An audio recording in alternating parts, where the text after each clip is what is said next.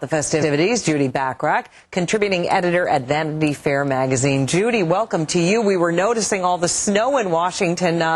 It's really coming down. I hope that doesn't put a crimp in anybody's plans. Look at that gorgeous shot of the White House. Well, I have a feeling that maybe it should put a crimp, or at least something should put a crimp in the plans of the White House to have such a very lavish inaugural at a time of war. Really?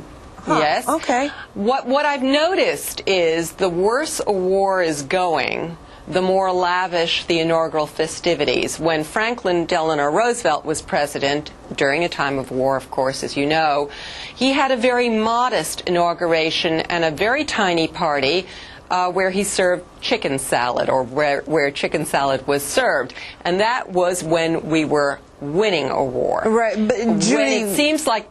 Yeah. Sorry? Well, no, look, I mean, the president has addressed this, hasn't he? He said that this is I believe the quote was that we're celebrating democracy, we're celebrating a peaceful transfer of democracy. What's wrong with doing that?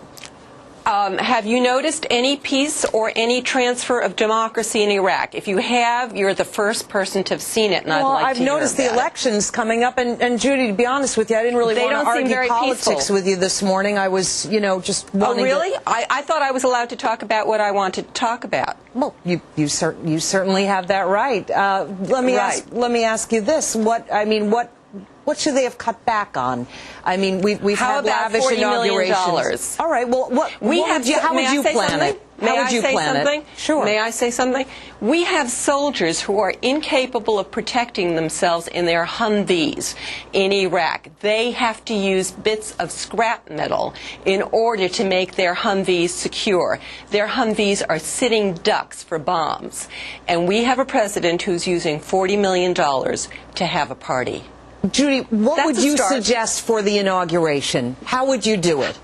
How about a modest party, just like FDR? I'm sure you'll agree he was a pretty good president with a fine sense of what's appropriate and what's not.